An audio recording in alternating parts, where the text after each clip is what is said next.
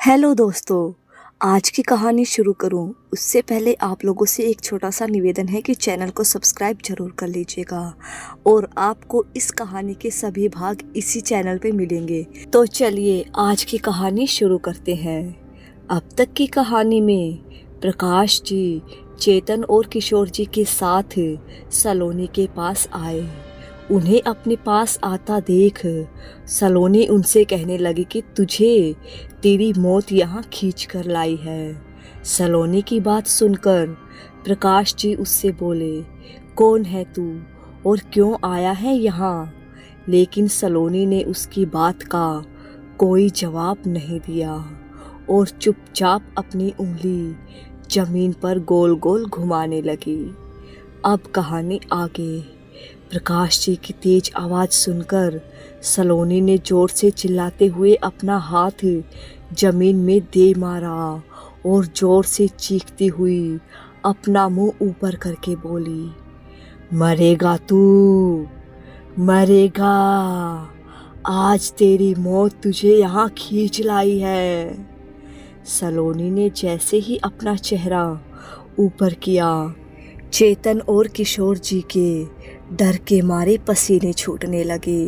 उन्होंने देखा सलोनी के बिखरे हुए बाल, उसकी आंखें गुस्से में एकदम लाल, जैसे उनमें से खून उतर आया हो और उसके मुंह से लार टपक रही थी।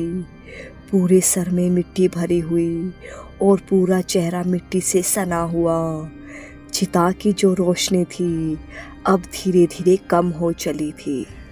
प्रकाश जी ने किशोर जी से कहा, किशोर जी आप एक काम करिए, जो चिता जल रही है उसकी रोशनी धीरे धीरे कम हो रही है। आप आसपास से कुछ लकड़ियाँ इकट्ठी करिए और उसमें जाकर रख दीजिए। किशोर जी डरते हुए बोले, क्या मैं उस चिता के पास जाऊं? प्रकाश चिल्लाते हुए बोले, मैंने कहा ना आपसे, सिर्फ इतना करिए, कोई सवाल जवाब नहीं। और बेटा क्या नाम है तुम्हारा? चेतन धीमी आवाज में बोला, अंकल मेरा नाम चेतन है। प्रकाश जी बोले, हाँ बेटा चेतन, तुम यही मेरे पास रहना और डरना मत।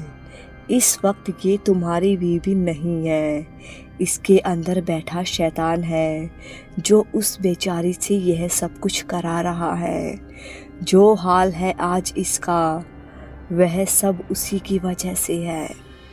प्रकाश जी की बात सुनकर सलोनी जोर जोर से ताली बजाकर हंसते हुए बोली, मैं शैतान हूँ।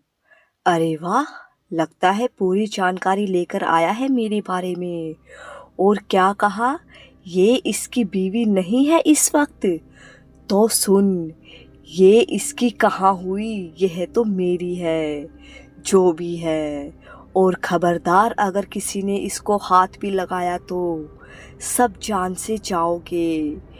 यह जो भी करेगी मेरी मर्जी से करेगी, मैं जो चाहूँगा वो करवाऊँगा इससे। और तू? प्रकाश जी की तरफ देखते हुए वह बोली, लगता है तुझे अपनी जान से प्यार नहीं है।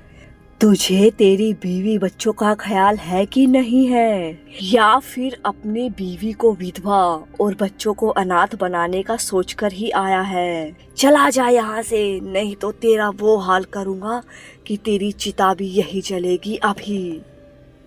प्रकाश जी सलोनी के सामने थोड़ी दूरी पर बैठते हुए बोले, तू मेरे बारे में इतनी फिक्र मत कर, मेरा जो होगा वह देखा जाएगा। पहले तू बता, तू इस बच्ची को यहाँ लेकर क्यों आया है? क्या बिगाड़ा है तेरा इस बच्ची ने? बोल, तुझे क्या चाहिए?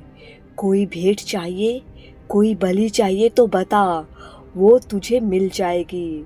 बस इस बच्ची को छोड़ दे।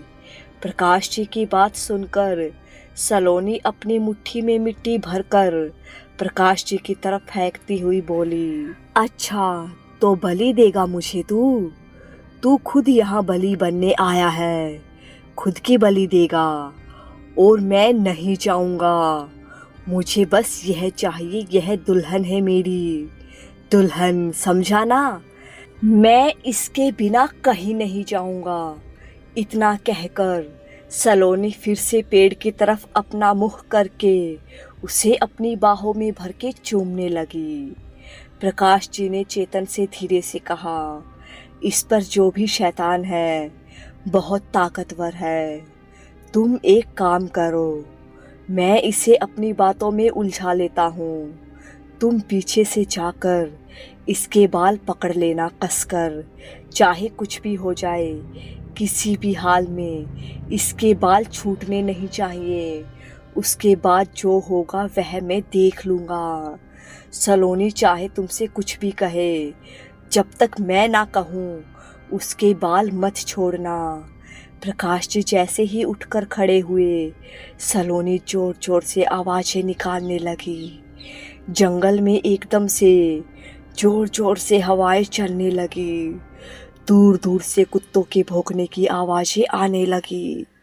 हवा की सरसर आवाज़ एकदम कानों को चीरने वाली लग रही थी। लकड़ियाँ इकट्ठे कर रहे किशोर जी जैसे ही चिता के पास लकड़ियाँ लेकर पहुँचे, चिता बुझ गई। हर तरफ अंधेरा ही अंधेरा हो गया। चिता के बुझते ही किशोर जी एकदम चिल्लाकर बोले, चेतन। प्रकाश जी यह क्या हो गया? प्रकाश जी तेज आवाज में बोले, आप चिंता मत करो किशोर जी, मैं कुछ करता हूँ, आप बस वहीं रहना। प्रकाश जी चेतन से बोले, बेटा जल्दी से जाओ और गाड़ी से डीजल लेकर आओ चिता में आग लगाने के लिए। उसके अलावा हमारे पास और कुछ नहीं है। चेतन सोचते हुए बोला, पर अंकल मेरी गाड़ी तो बहुत दूर खड़ी है, वहाँ तक जाने में देर भी लगेगी और मुझे डर भी लग रहा है। प्रकाश जी ने जेब से लॉकेट निकालकर चेतन के गले में डालते हुए बोले, यह गले में पहनो और अपने फ़ोन की लाइट चलाकर सामने रोड पर मेरी गाड़ी खड़ी है, ये लो गाड़ी की चाबी।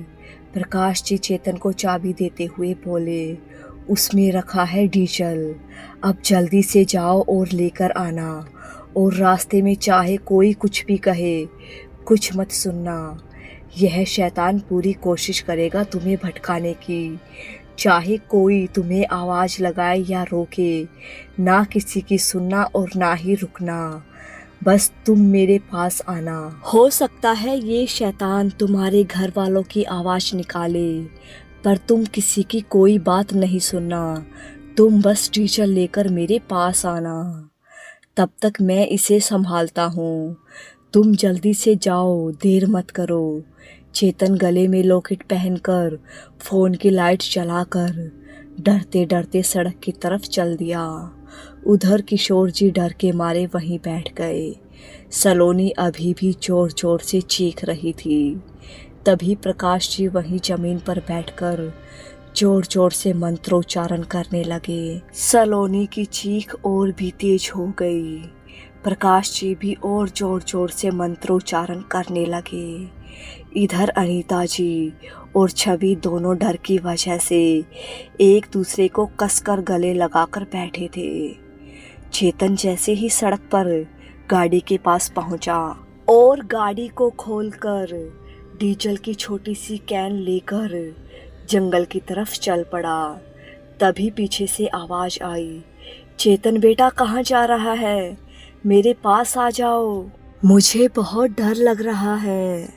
अगर आप लोगों को ये कहानी पसंद आ रही हो तो कमेंट करके ज़रूर बताइएगा। चैनल को सब्सक्राइब और वीडियो को लाइक शेयर करना न भूलिएगा। धन्यवाद।